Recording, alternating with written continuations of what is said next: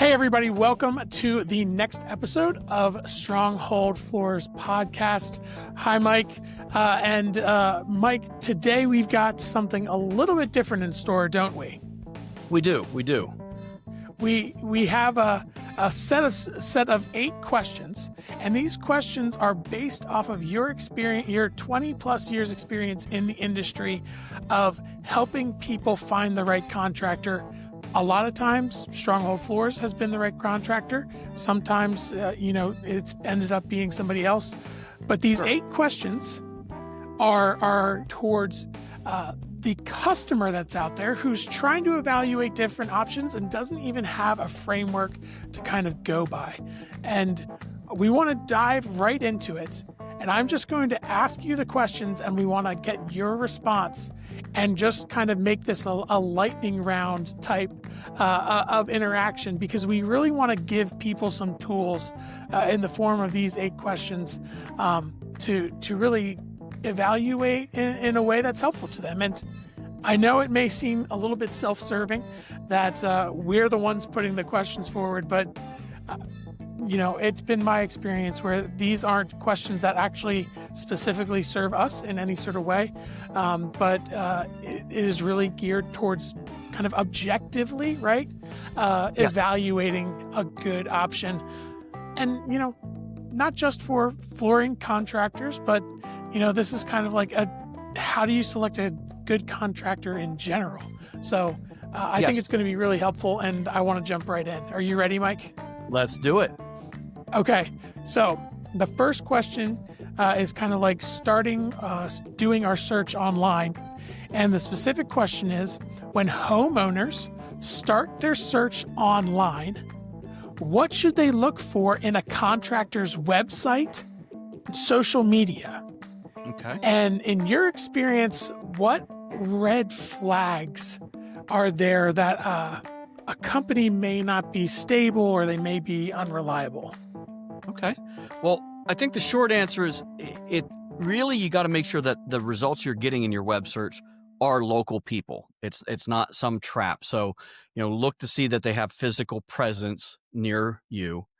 And then take a look at the website. Look at how large it really is. In the sense of, is it just a single little page that looks like it was just put up very quickly? Or does it actually have some meat to it? Is there some real information there? Are they showing jobs that they have done? Even when you scroll down the bottom, is the footer have a current date, or is it from 5 years ago? That's a pet peeve of mine personally. But the other thing is look at the website, and when they're pointing you to social media sites like Facebook, Instagram, YouTube, look to see that there's actually content there, because there's many times you start clicking on them and there's nothing there. You get to it, someone put up a page and there's literally no content there, or the content is very old. So I think it's really about, is there some meat to it, Sam? Is it up to date? Is the social media, is there current posts? Is there actual things to find when you go there and look? Yeah. I think that's very wise. We, when we talk about marketing, we call it a social pulse. Are you proving that you're alive? Yes. So, it's that the way you described it, I think it's fair, because it's kind of the bare minimum, of showing that you are a living, breathing organization and you do the work that you say you do. So great answer there. Yep. Go ahead. Thank you. I was just going to say, in today's day or time, you have to have social presence. So if they're really not putting any effort into that, first of all, that might tell you that it's not a real full-time company. It's a part-time gig. Mike, I'm going to cut this next little thing I'm going to say out. But in the next question, if you don't mind, can you just sort of scoot over to your right, because the microphone is kind of like right next to your head. So yeah, I think that'll be good. Okay. Yeah. So it'll be, perfect. All right. Okay, Mike, that was a great answer. So the next one kind of goes along with online presence, but it's reviews. Because of the way marketing works today, reviews are such a key part of marketing yourself and demonstrating your authority, your expertise, your trustworthiness. So here's my question. Why should homeowners go beyond just star ratings and actually read the reviews? How can they spot fake, incentivized, or suspicious reviews? Okay. With reviews, I think the most important thing is it's not just the number. If they have 28 or they have 2,800, first of all, start looking at them. Don't just look at numbers. Don't just look at the 4.9 out of 5. If there's only 28 reviews there and all of them have no comments or it just says great company and it doesn't Yeah. describe their project, that's probably the friends and family booster that got them going, got them some initial reviews. I think it's very important to look and see how long of a time do those reviews span? Are they current? Are they old as well? Meaning, can you go back years? If they say they've been in business for 5 years, there should be 5 years of reviews in Yeah. that history. The other thing to me is read the comments. And you ask me about fakes or incentivized. It should talk about their project after the project is done. If they're sitting there holding a gimmicky sign that the contractor gave them to hold and they're shooting a picture, that means they were put under pressure to give that review at that time and hold that poster board or that sign. We don't ever do that. We don't even ask for a review until your project is done. And we even wait typically 24 to 48 hours because you have to have time to get on the coatings. You shouldn't be asking for a review the minute the coatings are done. You can't walk on them that moment. Granted, they're very fast. You might be able to walk on them 90 minutes later, but still, you should have some time to look at it. So I think it's very important to say, did this happen after the work was done? That doesn't look like they were pressured into it. They're not talking about the sales process or the salesperson. They should be talking about the project itself. And they should have the same amount of reviews in time that they've been operating. Yeah. I think those are all uh, great nuances about how do we understand reviews as we're looking at, on Google or on Facebook or on maybe even some of the other professional places where you find reviews. Your point about the sales process is a key one. Like, you know, they should mention the actual project, the final product, the Yeah. process, and not just, oh, we had a really, really good sales call. They were super friendly and we're really excited. Yes. Especially if that's where it ends and they're holding that sign, they definitely gave that review at the Yeah. sale. And Yeah. we're going to talk, you know, I'm sure at some point I'm going to get a chance to talk about, you shouldn't be talking about the fact that they were at your house for 2 hours either. Yeah. Yeah. Yeah. Yeah. So let's go on to the next question here. That's just kind of like, and you alluded to this already, but experience and longevity of how long they were in business, or how long a contractor's been in business. So here's my question: how important is a contractor's longevity? How long they've been in business? And how can homeowners tell the difference between real local experience versus, maybe like a franchise that's just like popped up? Right. How can we tell the difference? I think first you can ask the company right out, what their real name is online. If they're a franchise, yes, you have the franchise's name, but you have to have an underlying corporate name that can be looked up. So you can usually find that on the Better Business Bureau to see how long they've been tracked. And it's important because the longer that they've been in business and what we do with garage floor coatings, the more things they've seen, the more problems they've dealt with, the more things they've overcome, the more knowledge they're going to have to deal with weather and issues and temperature and Yeah. just whatever your project brings as far as a challenge. And I'm not saying that every contractor needs to have 20 years of experience. If you're listening to this and you're in, you know, some other state where we're not at and you find someone and they've only been in business for 2 years, well, that might be fine. Again, go back to the reviews then and see how they've done and look to see, if people are saying in the reviews, I was referred to them, Yeah. by my neighbor, those kinds of things. But longevity really matters. And you oftentimes what happens with some of the franchise networks is they'll say, well, we have 25 years of experience. but that's the franchisor, the person that started it somewhere Right. else Right. and started selling franchises. And uh, that isn't the same. It doesn't really have any meaning if the franchisor's been out there for 20 years, but you just got started 6 months ago. You have 5 months of experience plus the 1 month, or 5.5 months of experience in the 2 weeks that you were at training. Yeah.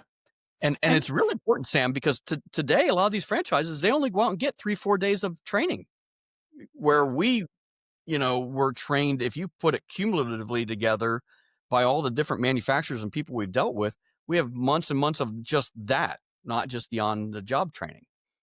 and just to be fair, to the new guy who's out there, he started his business a year ago, 2 years ago, but he was working for somebody for a number of years. Like, I'm saying this just to be fair, that it doesn't mean that just because you've been in business for 1 or 2 years doesn't mean that you have experience. And, but we we know we know the reality of this industry, and Yes. how it is very, very, very crucial to do that extra digging beyond, just below, at least just below the surface, Yes. And because people want to get ahead, and it's you're tough. right. And Sam, to be fair, everyone has to start. We started too.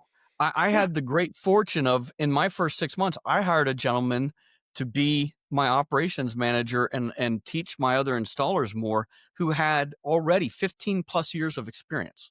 So bringing that in house, it's not. I'm not picking on the new business. I'm talking about the cumulative scope of their company and their employee team. Yes. Yes. And it is, as somebody who's been in marketing for 15 years, there's a lot of marketing out there that's based off of, okay, what can I say and get away with? And Absolutely. where a lot of this stuff is us trying to help, whoever's listening to this, to be able to parse out, what is this, something that somebody's like embellishing? Is it a little bit of a white lie? Or is it like, or is there more there that we really need to consider, because they do have the experience, but maybe they just have started their own business. So, um, I think that helps kind of like dig into some of the nuances, around like why this little bit of extra research, and being aware of some of these key things to look for is important. So the Absolutely. next question we have is, and again, some of these things are related. You've already mentioned this in a way, but let's address it specifically, is just project count. We talked about it with kind of like looking at reviews. We talked about it, kind of with their website. But here's my specific question. So why does the number of completed projects matter? And how can homeowners make sure a contractor's project count, the numbers of projects they've already done themselves, how can a homeowner make sure that a contractor's project count is real and relevant to what the homeowner is looking for? Well, I think the count itself is tied to, if you've been in business for 5 years, but you've only done 50 jobs in what we do, you're not very busy. It's probably a side gig. The numbers should kind of all start to kind of tie together in a sense of number of years, number of crews, number of projects you're doing. If you're a good business, when we're having a good year, we might do upwards of 600 projects. And on a slower year, we might do 400 projects. And that can vary a little bit even by if we have big commercial jobs we're doing. But the point being, it, those number of projects are tied to the experience that you're gaining, first of all, Yeah. and how busy you are. And if you're not a busy company, you don't want to hire the guy that's on his way out, that's basically going down the tubes because they're not busy enough. They're not generating enough income to be a valid business. You, the short answer, though, is you don't know their project count. You do. Some of that's a little bit of trust. But I will say this. If a person says to you, hey, we're 2 years old, but they have some wild big number, for example, we've been in business for 21 years. We've done over 9,000 jobs. Okay. You can divide that out. You can do the math. But point being, they can't sit there and say that it's three guys and they're doing 1,000 jobs a year. That's not possible. Yeah. So they have to make a little bit of sense. The other thing is the short answer is you can't know because you're never going to be able to validate every single job. But the slightly longer answer is just if you start to look at the numbers, if they say they've done 1,000 projects in 3 years, but they have 10 reviews, something's wrong. Yeah.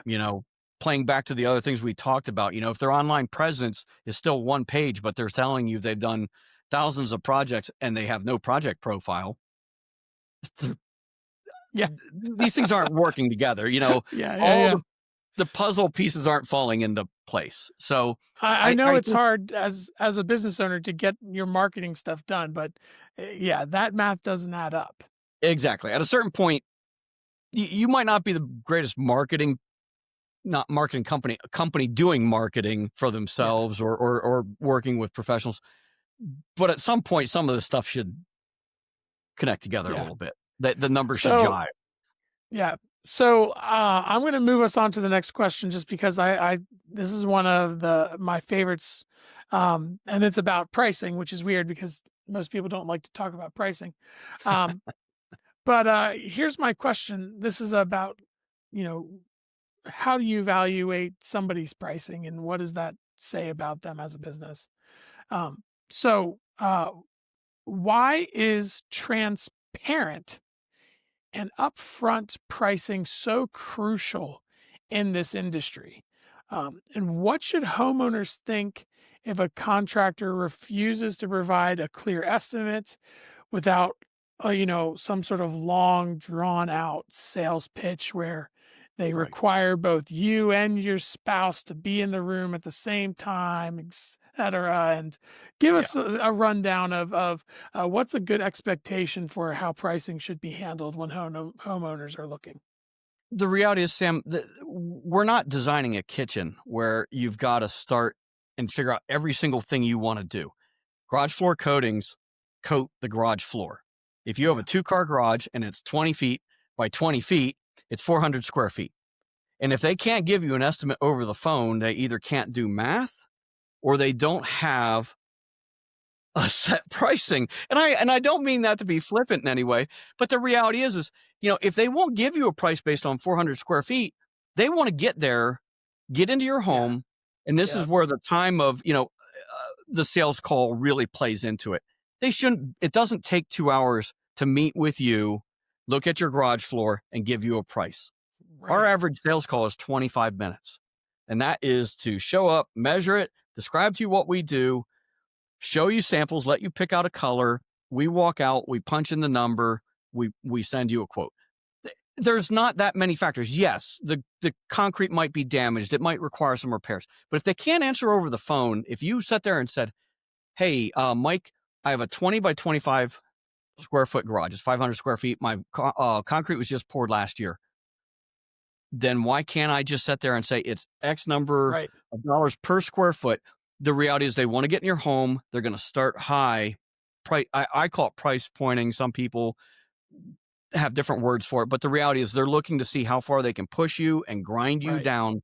That's why we don't even come into your home. I don't need to come to your kitchen table to talk to you about a garage floor that we can stand out in the Right. garage, look at it. This is very garage floor coating specific, to be Yeah. fair. This is not about, our organizer partners that are going to design an organizational solution for a garage. Right.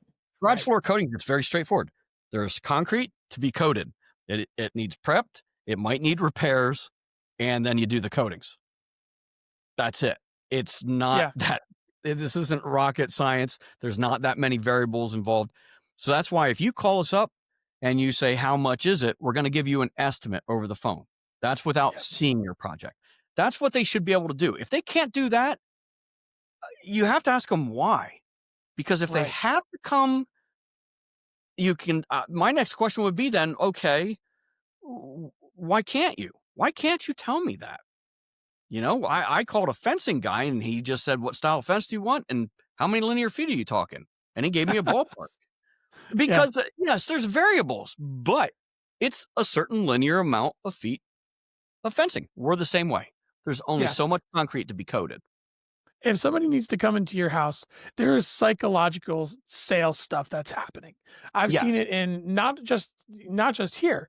I've seen it in the roofing industry where it seems like it seems like it's a commodity, but they make a big dog and pony show about it in order to make you feel like you're getting all of this value when really you're getting the same thing that Yes. everybody else is. Sam, it's So like we've talked about. It's yeah, prevalent in that home improvement yep, sector. And again, I'm not trying to call any one particular thing out, but it's, to me, it's no different than if you called a painter and said, I have 4 walls that I want to get painted and I know the dimensions, and you text it to them and they can't give you any sense of that with a yeah, picture.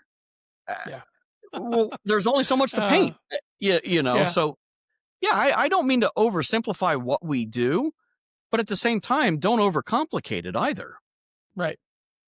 All right, so let's move on to question number 6 here, which is about scheduling and appointments. So here's my question: what should a homeowner expect from an appointment and project scheduling, and why can a too quick installation date sometimes be a red flag? Okay. Well, we kind of talked about the appointment a few minutes ago in the sense in the last question. It it's not that complicated. I don't need in your house. I don't need to sit down with you. I don't know why I'd need to send you or have you watch a big PowerPoint presentation on a monitor. It's a garage floor coating. Walk with the person. The person should show up, show you samples there on the floor, measure everything up, and be able to provide you a quote. That's what there is to the appointment. It's not that complicated.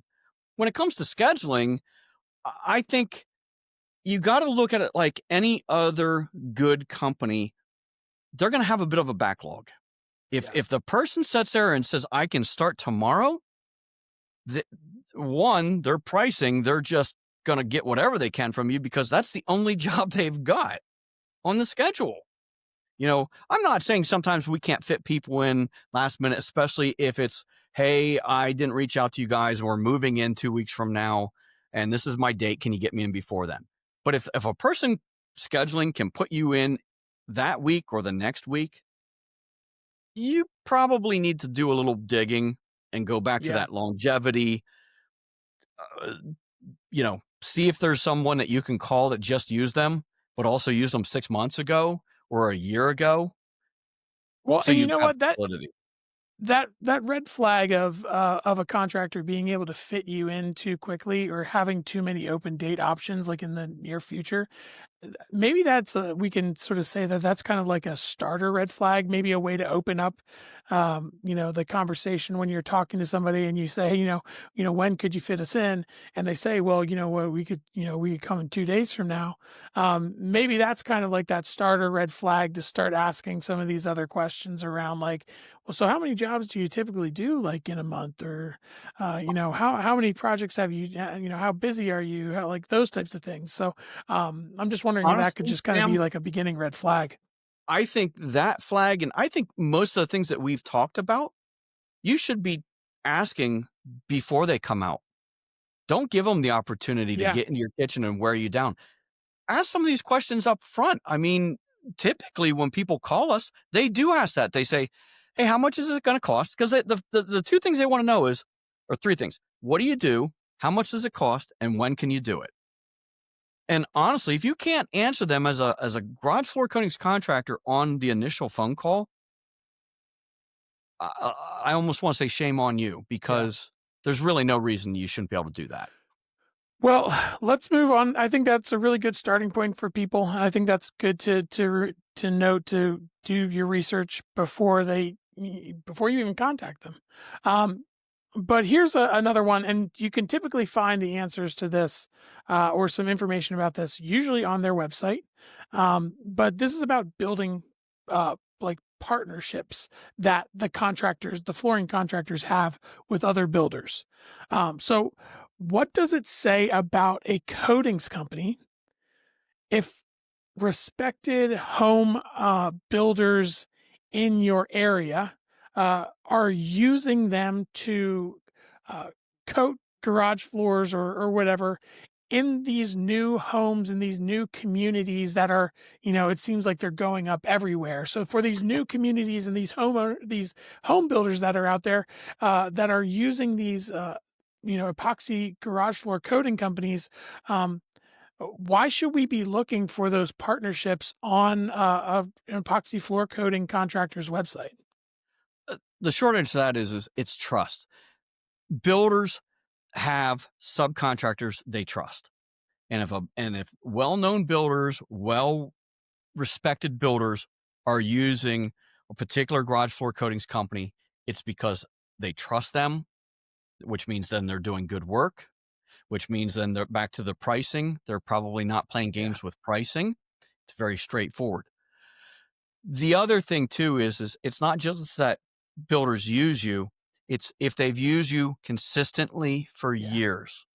Right. And that's the little longer part of this, but that's what really, really matters. It's great that they might have just picked up a new builder, but if you've been in business for 15 years, but you don't have consistent builders that whole time, that could be a red flag. That could say, Yeah. hey, they're playing games. They're not showing up on time, because that's the other thing, Sam. You have to be able to schedule your jobs and keep your schedule. A builder says to you, I need you on the 10th and 11th of this month, and you say, I'll be there the 10th and 11th of this month, it doesn't mean you can show up 5 days late, Right. because they have a Right. critical path of stuff they've got to get done. And a homeowner may have that same problem in the sense that, hey, I want to get these garage floor coatings done because then I have an organization company coming in and putting up cabinetry and wall organization. Well, again, you don't want that person not showing up. Right. Builders, they work on trust, longevity, consistency, I think is what it all comes down to. So, the last question that I have is maybe, maybe one that, if you're searching for the absolute objective answers, this is not going to be an absolute objective answer. Uh, Okay. but when you and I talked about this question at one point, and you gave a really, really good answer, and I think it's an important answer. Uh, but there's a part of this process that's truly a gut check, right? Yes. Um, so what final kind of gut check questions should we uh should we have um as we're searching for a contractor? How can we kind of go with our intuition and lean into that as we're trying to find the right contractor for our project? Well, I think that's a really good question. And, Sam, some of it is just if you've met with them, you'll have a sense of trust, but that only goes so far. The reality is, do your research. If you don't do your research, your gut could lead you astray, and everything that you're feeling could lead you astray. It's easy to do the research now. You can find the contractors out there online. You can look up how long they've existed. You can look at their reviews. You may or may not, like we talked about, the project count, that's a little bit tougher, but you know, that stuff you can find. You can find out those things. You can ask them and say, tell me some builders you work with, and even validate that with those builders if you feel the need, if you're feeling a little iffy. If you don't do the research, I don't really know how you have the right Yeah. gut feel, to be honest. So Yeah. you've got to do that part and ask the questions that you have on the phone. If they won't answer them, that should be a red flag. That is the biggest takeaway I think from this whole day is if they can't answer your questions on the phone, then they just want to get into your house and pressure you. And honestly, this isn't, like I said before, this isn't that complicated. We're not sitting there coming up with a good, better, and best design for your new kitchen or your kitchen remodel. We're coating garage floors. They have a definitive size. There's a specific system you're going to put on. So there should be a definitive number. If Yeah. if someone's coming in and meeting with you and says, "Hey, Sam, your 2-car garage This actually happened. I know I shared the story with you. The gentleman that we recently did, his inquiry to us was, I don't want to be messed with. Just give me a price. He literally wrote that on our website, and I called him because I was covering for Greg that day, and I said, "Sir, you have this many square feet based upon obviously you met with someone," and he said, "Yes, I did." And I said, "This is how much it's going to cost." And his 2-car garage was going to be about $3,500. He had another company out that wouldn't tell him how much until they got there. They started at $28,000 with a system that makes no sense for a garage. Then when they quoted a comparable system to what we do, they started at $11,000. And then they said, well, if you'll hold this poster and do a review for us today, we'll take it down $1,000. Now, if that's not buying a review, I don't know what it is. Right. But ultimately, Exactly. they came down to $8,500, and he's like, how did you start here and get to there? Again, it shouldn't be that way. That's not Right. how, and that's the whole reason I wrote the blog for this, Sam. It's the whole reason we came up with this podcast. It's not just about what we do. It's about, I don't want people anywhere in our service area or outside of it getting taken advantage of. And I feel like these 8 questions help people to do the right research, trust that they made an educated decision, not just gut, educated decision. So, we got through all 8 of these key questions that you put together in this blog post that's on strongholdfloors.com in the resource center, which is, just a blog with lots of articles that we've written over, the 20 plus years that we've been doing this. So if you're looking for some really good information beyond, what we've talked about today, I highly recommend going to the blog, going to strongholdfloors.com, checking out that information. Go Hey, ahead, Sam, Mike. don't forget too, that blog even has a checklist. If someone wants to go, I don't want to forget there's even a checklist there that they can print out and go, okay, did I ask them this? Did I talk about this? So, please make use of that too. It's there to help you.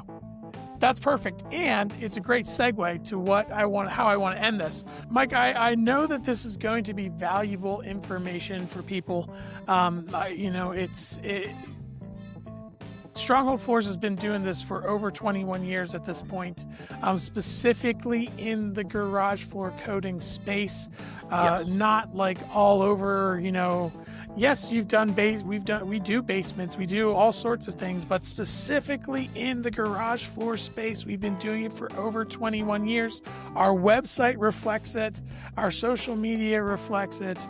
The things that we say and do and show our customers reflects it. And yes, this is sort of self-serving because we are saying that this is the standard of doing good business, but frankly, check our reviews and you'll see that because of the standard, Mike, that you have set of how Stronghold Floors does business, it's proven that people can read about it in our reviews and see how the professionalism that you have ingrained into the culture of this company makes a difference for our customers every single day. So, Mike, is there any last thing that you'd like to say before we wrap up? No, I hope this helps people to find the right contractor, no matter where you are. If you're in our service area, we hope you'll give us a call. But I really wanted to get this out there for everybody, no matter where you are. So thank you, Sam. And I appreciate the kind words too. Yeah, absolutely. So thanks again for watching, for listening. I hope this has been helpful. Make sure to go to the resource section on strongholdfloors.com, access that checklist for, when you are actually going through this process. It'll give you some steps just to keep you thoroughly moving through this process. We know that it's a lot. There's a lot of information out there on the internet and a lot of people who want to give you advice, but we hope this can be a little bit of an objective set of questions for you to rightly evaluate who your partner will be to coat your garage floor. With that said, thanks everybody, and we'll see you next time. Thank you.